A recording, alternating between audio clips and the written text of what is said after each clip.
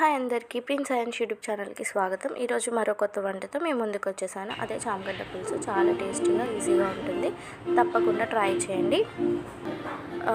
దీనికి కావాల్సిన ఇంగ్రీడియంట్స్ టమాటా, ఆనియన్స్, పచ్చిమిర్చి, కరివేపాకు, కొత్తిమీర, ఉప్పు, కారం, పసుపు, మెంతిపొడి, ఆయిల్, తాలింపు గింజలు, ఇవన్నీ పక్కన పెట్టుకోండి. ముందుగా చామగడ్డల్ని 5 విజిల్స్ వచ్చే వరకు ఉడికించుకోండి. వాటిని నీట్గా కడుక్కొని పక్కన పెట్టుకోండి. ఇప్పుడు ప్యాన్ పెట్టి దాంట్లో ఆయిల్ వేసి తాలింపు గింజలు వేసుకోండి. ముందుగా అవి వేగాక ఆనియన్స్, పచ్చిమిర్చి వేసుకోండి.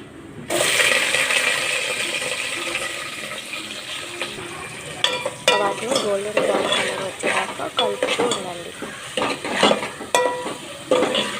ఇప్పుడు దాంట్లో 1 స్పూన్ పసుపు వేసుకోండి.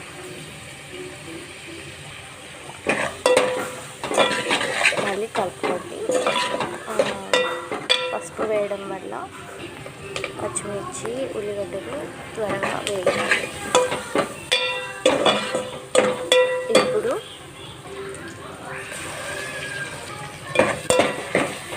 గోల్డెన్ బ్రౌన్ కలర్లో వచ్చాక ఇప్పుడు నేను చూపించినట్టుగా చామగడ్డలు పెద్ద సైజులో ఉంటే కనుక మీకు కావాల్సిన సైజులో ఇలా కట్ చేసుకోండి చాకుతోటి.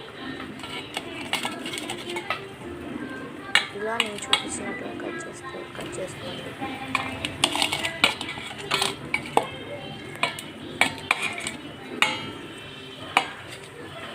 ఇప్పుడు ఆ ముక్కల్ని ఈ తాలింపులో వేసేయండి. అవి ఆయిల్లో కొద్దిసేపు ఉడకనివ్వాలి. అప్పుడే మనకి జిడ్డు అనేది పోతుంది. చామగడ్డలు జిడ్డుగా ఉంటాయని చాలామంది తిన్నారు.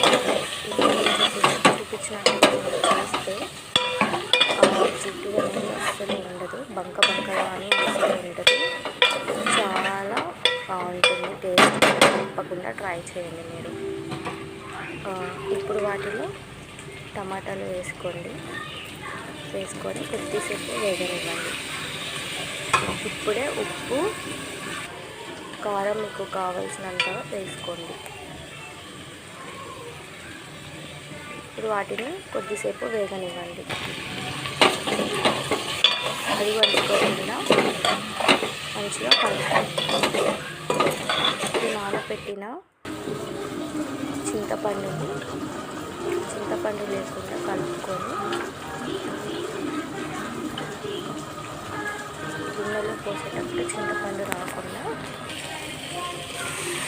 వాటర్ని వేయండి. పోసి మళ్ళీ ఇప్పుడు కారం వేసుకోండి మీకు కావాల్సినంత.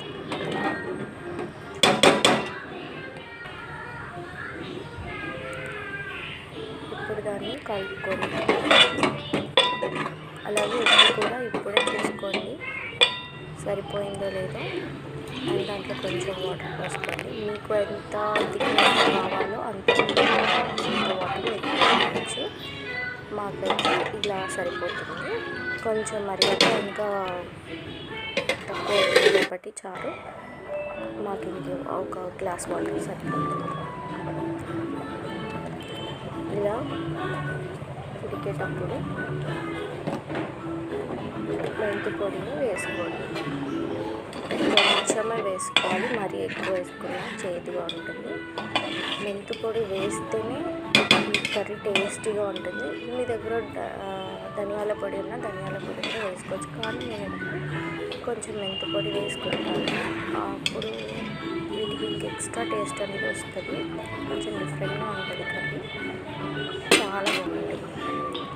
దీన్ని మరగనిచ్చాక ఇలా ఇంత మరగనివ్వాలి. కొంచెం ఆయిల్ పైకి వచ్చినప్పుడు కర్రీ ఉడికినట్టుగా మనకి తెలుస్తుంది. చూడండి ఎంత బాగుంది. అసలు బంక అనేది అసలు లేదు. ఇలా వేడి అన్నంలో కర్రీ వేసుకొని తింటూ ఉంటే చాలా టేస్టీగా ఉంటుంది. అండ్ ఇష్టం అండ్ నేను చేసేది చాలా ఇష్టం. మా ఇంట్లో అందరు చాలా ఇష్టంగా తింటారు. ఇలా చారు వేసుకొని ముక్క పెట్టుకొని తింటే ఉంటుంది సూపర్. టేస్ట్ కూడా అదిరిపోయిందండి. మీరు కూడా తప్పకుండా ట్రై చేయండి. ఇలాంటి కొత్త కొత్త కుకింగ్ వీడియోస్ కావాలంటే కామెంట్ బాక్స్లో కామెంట్ చేయండి. అలాగే మా ఛానల్ని లైక్ చేసి సబ్స్క్రైబ్ చేయండి. Bye bye.